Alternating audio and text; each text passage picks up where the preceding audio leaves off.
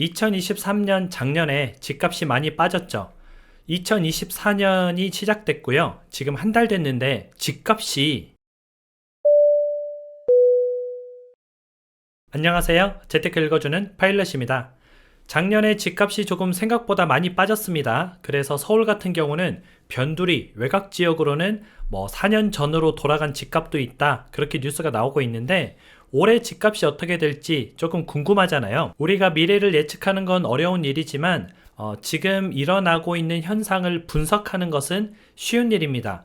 그래서 지금 2024년 1월 달에 일어난 일에 대해서 한번 분석하는 시간을 가져보도록 하겠습니다. 화면을 보면서 같이 공부해 보시죠. 올해 1월의 집값이 작년 12월보다 더 빠졌습니다. 이 말은 집값이 떨어지는 추세다. 그렇게 볼 수가 있는 거죠. 얼마큼 더 빠졌냐면은 작년에 2023년 12월 달에 집값 하락률이 0.11%, 올해 1월 달에 집값 하락률이 0.17%, 지금 수치상으로 보면은 집값 하락률이 55% 정도 증가했습니다. 집값이 더 떨어지고 있는 추세구나 하는 걸 우리가 알 수가 있죠. 정확한 표로 한번 보도록 하겠습니다. KB 리브온에서 나온 아파트 매매 증감률입니다. 주간 단위를 한번 보면요. 전국 같은 경우에는 저번 주에 0.03% 하락을 했습니다. 그런데 이번 주에는 0.04%, 주간 단위로도 하락폭이 커지고 있죠.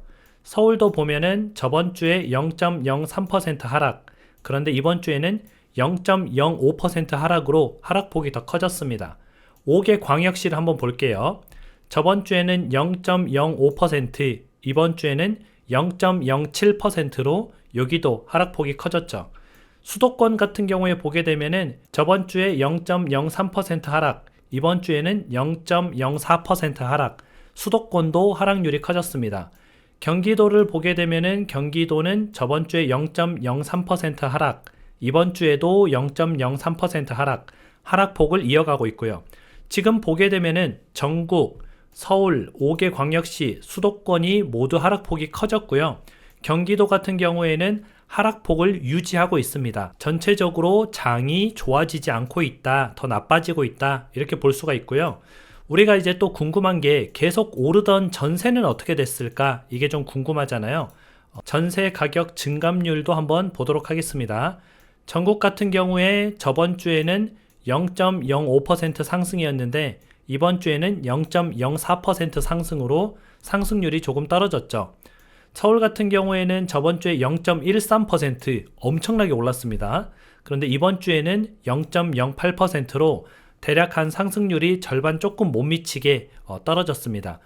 우리가 보게 되니까 매매가 같은 경우에는 이렇게 계속 떨어지고 있고 전세가 같은 경우에는 상승률의 힘이 조금 빠지고 있다라고 볼 수가 있겠죠. 전세는 물론 상승은 하고 있습니다. 하지만 상승하는 힘이 조금 줄어든 게 눈에 보이죠. 그럴 수밖에 없는 게 집값은 이렇게 계속 떨어지는데 전세가가 이렇게 뚫고 올라간다? 이거는 약간 맞지 않는 모양이죠. 우리가 집값과 전세 가격은 거의 비슷한 모습을 나타냅니다. 집값이 이렇게 된다 그러면 전세값은 이런 모양, 집값이 이런 모양을 나타내면 전세 가격도 이런 모양, 이렇게 나타내게 되죠. 근데 집값은 떨어지는데 전세값만 계속 올라가기가 좀 부담스러운 거죠. 한 가지 더 예를 들어서 우리가 7억짜리 집에 전세를 한 5억 주고 살고 있습니다. 그런데 집 가격이 6억으로 떨어졌어요. 전세는 한 5억 2천으로 올랐어요. 전세가 이 집 가격을 뛰어넘을 수 있을까요? 안 되죠. 그렇다고 해서 5억 9천까지 올라갈까요? 이것도 안 되겠죠. 집값이 내려오다 보니까 전세가 상승을 하려고 해도 위에서 막히는 거죠. 상단이 막혀 있기 때문에 상승의 힘이 약해질 수밖에 없다, 이렇게 보시면 되고요. 집값이 떨어지니 매수세가 붙는 거 아닐까? 이게 또 궁금하잖아요. 한번 보도록 할게요. 매수자, 매도자 동향입니다. 전국 같은 경우에 저번 주에 21.3이었는데 이번 주에는 21로 떨어졌습니다. 서울 같은 경우에도 저번 주에 26.4였는데 이번 주에는 25.4로 떨어졌죠. 매수하려고 하는 사람들이 좀 줄어들었구나.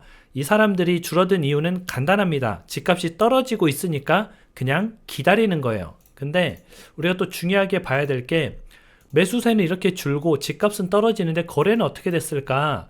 거래가 줄어야 맞겠죠. 매수세도 줄고 있고 집값도 떨어지니까 거래가 줄어야 맞는데 매매 거래 동향을 보겠습니다.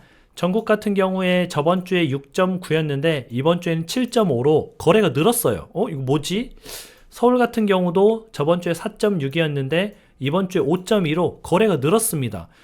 집값도 떨어지고 있고 매수세도 줄었는데 왜 거래는 늘었지? 라고 이제 궁금증이 생기잖아요. 그 이유는 많이 떨어진 집만 거래되고 있어서 그렇습니다.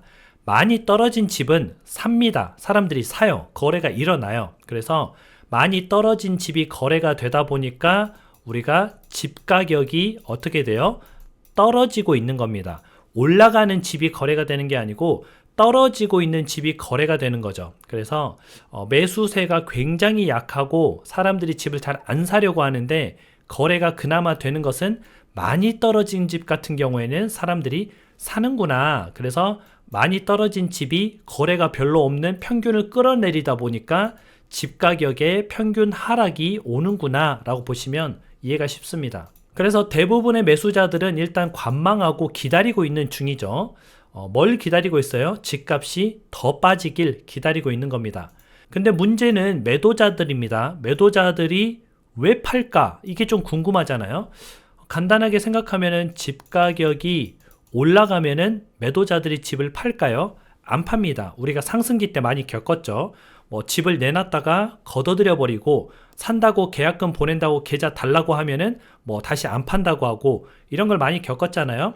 매도자들은 집 가격이 올라가려고 하면은 안 팝니다. 그럼 언제 팔까요? 집 가격이 떨어질 것 같으면 파는 거죠. 지금 매도자, 매수자 수치에서 매도자들이 많잖아요. 매도자들이 많다는 말은 집을 팔려고 하는 사람들이 많다는 뜻이죠. 그 사람들은 왜 팔려고 한다? 집 가격이 좀 앞으로 드라마틱하게 더 올라갈 것 같지 않으니까 어느 정도 벌었으니까 수익을 실현하려고 하는 겁니다. 수익을 실현하고 안전하게 가려고 한다. 근데 여기서 이 매도자들은 우리가 이제 정확하게 두 가지로 구분해야 될 필요가 있습니다. 실거주와 투자자로 구분을 해야 되는데요. 우리가 실거주 하시는 분들은 집 가격이 떨어졌다고 당장 팔지 않습니다. 어차피 이거 팔아서 다른 데 가도 또이또입니다. 내가 집을 여러 채 가지고 있지 않는 이상 한 채 가지고 있으면 오르면 다 오르고 떨어지면 다 떨어지기 때문에 내가 가진 집을 파는 경우도 있겠죠. 갈아타기 같은 경우에. 근데 그것도 어차피 팔고 사는 거기 때문에 수요에 대해서 숫자에 대해서는 변함은 없습니다. 그래서 실거주자들은 이런 시장에 영향을 주지 않고 있고요. 지금 누가 팔고 있어요? 투자자들이 팔고 있습니다. 투자자들이 한 3채, 4채 이렇게 사놨다가 지금 집 가격이 약간 반등을 했죠. 떨어지다가 반등을 했어요. 그러면 이쯤에서 한두 채 정도 정리를 좀 하고 갈까? 라고 해서 내놓은 매물들인 겁니다. 그래서 지금 파는 사람들은 투자자들이고 투자자들이 왜 팔까? 집 가격이 당분간 드라마틱하게 올라갈 것 같지 않으니까 파는 겁니다. 그러면 매수자 입장에서는 조급해야 할 필요가 없으니까 조금 더 기다려 봐도 되고요. 우리가 아까 같은 실거주자 입장에서는 지금 매물을 내놓는 사람들은 투자자들입니다. 한 채 가지고 있는 사람들이 막 놀래서 내놓는 시장이 아니에요. 그래서 같이 놀래가지고 막 집을 헐값에 내놓거나 금매로 팔거나 하지 않는 것이 좀 좋겠죠. 그래서 우리가 지금 시장을 정확하게 좀 분석을 해볼 필요가 있고요. 우리가 사야 될 때는 언제죠? 거래가 늘어날 때. 근데 어떤 거래냐면은 실은 투자자들이 늘어날 때입니다. 물론 실거주 하는 사람도 투자자가 됩니다. 내가 집을 한 채 가지고 있는데 시장이 좋아지면 한 채 더 갭 투자를 해볼까? 사볼까? 이런 생각이 들어요. 그러면 실거주자도 그때 투자자로 바뀌는 거고요. 기존의 투자자들도 지금 시장이 좋네? 내가 몇 채를 좀 사볼까? 하고 움직이는 거죠. 그럴 때 같이 편승해서 탑승을 하면은 우리가 좀 쉽게 갈 수가 있겠죠. 다시 말해서 주가가 막 빠지고 있는데 내가 산다고 주가가 올라가지 않습니다. 주가가 올라갈 때 거기에 탑승을 하는 게 주식도 돈을 버는 거고요. 부동산도 똑같습니다. 자산이라는 것은 다 똑같아요. 금, 달러, 주식, 부동산, 채권 다 투자 방법이 똑같습니다. 그래서 우리가 이 투자 방법에 대해서 한번 골똘히 생각을 좀 해보는 시간을 가지면 좋을 것 같습니다. 오늘 방송은 또 여기까지 하고요. 여러분들 오늘 하루도 행복한 하루 보내세요. 다음에 다시 만나요.